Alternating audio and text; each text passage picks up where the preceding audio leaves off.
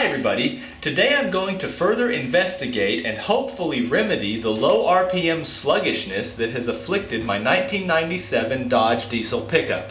I originally thought that my problem was low fuel pressure, but I tested the fuel pressure and it checks out, so now it's time to explore some other ideas. Now there's a possibility, since I haven't owned one of these trucks before, that the engine is behaving as it should, but I'm just expecting too much.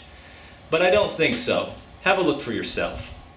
So let's pop up in here and go for a ride.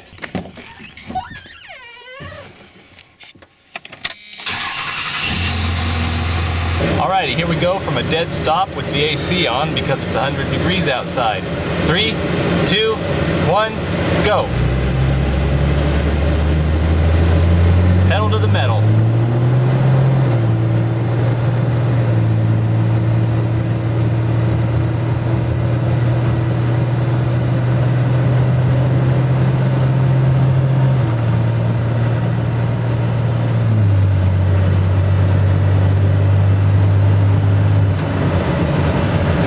The Flatlander course. Now I'm going to do a grunt test up my driveway here. And go!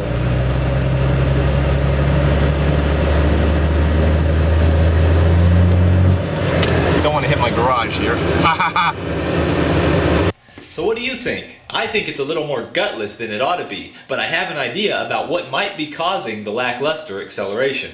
Look, the check engine light is illuminated, and my scanner says that there is an exhaust gas recirculation system malfunction. That's the EGR valve. Let's talk about the EGR valve. The EGR valve is an emissions control component cooked up by a bunch of environmental dingbats to supposedly reduce tailpipe emissions and, of course, validate their own existence. The idea is that instead of letting all the exhaust gases flow out of the tailpipe, some of them are recaptured and routed to the intake to be pumped through the engine again, where some chemistry can happen. I understand the idea, but it doesn't make much sense. If I re-ingested some of my own waste, my overall emissions would probably be lower, but I would not operate at maximum performance. So here's the contraption that I'm talking about. When the EGR system is operating correctly, it only allows exhaust gas back through the intake at certain times when it really won't be noticeable, like during deceleration. But what if the EGR valve was stuck in the open position? It would be bad for a couple of reasons. For one thing, some of the exhaust gas, which could be used to spool up the turbo and create power, would just be wasted through the EGR valve. It would also cause a drop in performance because the exhaust gas would displace a certain amount of oxygen in the intake tract. Oxygen and diesel create power, but it requires energy to pump spent exhaust gas through an engine. That's the theory in my head anyway. Let's take this apart and see if I'm onto something. To take off the EGR valve, it looks like I just need to remove a vacuum line and a few 10mm bolts.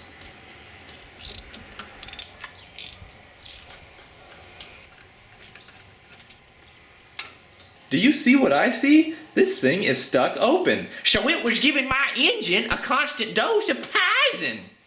I'll clean it up now and see if I can make it shut. I'm thinking some gas should loosen it up.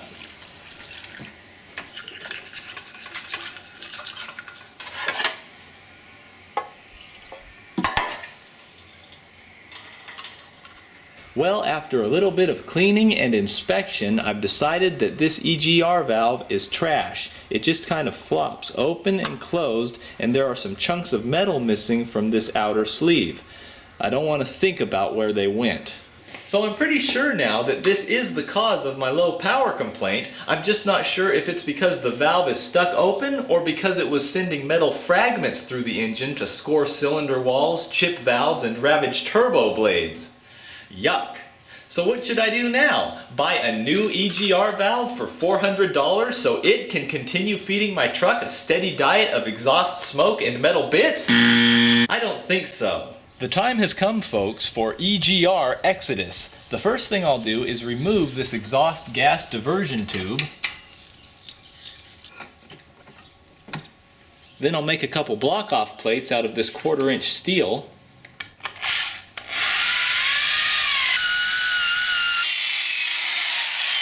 My power saw is in the shop.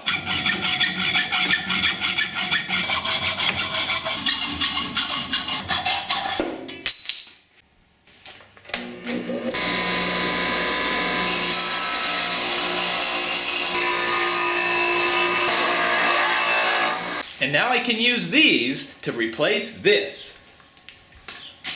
Good catch, Mum! Excellent catch! Thank you!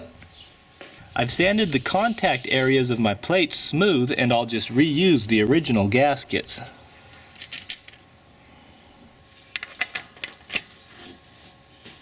This stud isn't threaded all the way down, so I'll just put a spacer on there before I install the nut.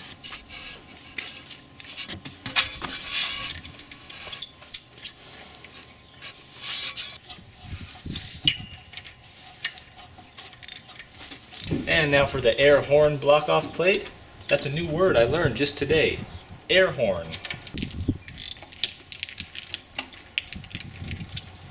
The plates are on. Now I'll just plug this vacuum line, and that should do it. So, let's say we go on a test run now and see if I did any good. So first we'll do the straightaway course. Let's set it up here so you can see the baseline as well. And go!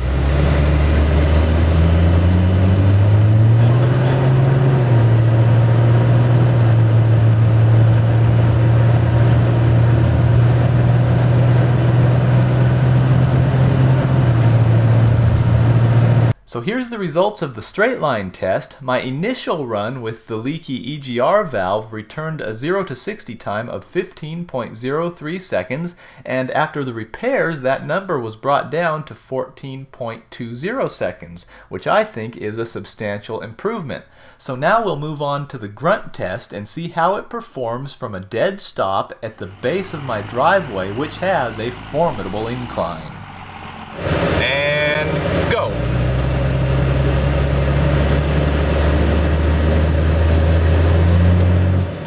So there's what it looks like coming out of the hole on a steep grade. In my first test, it took 5.63 seconds to go from 0 to 1750 RPM, and after the EGR delete, that time went all the way down to 3.43 seconds, which I think is a great improvement. Without that filthy smoke injection, the turbo spooled up much quicker, and the truck has a lot more power off the line. So I'm really glad I looked into this issue and performed the repair. The only anxiety I still have is wondering about the possible engine damage which may have been caused by the metal shrapnel which broke off of the old valve and was forced through the engine.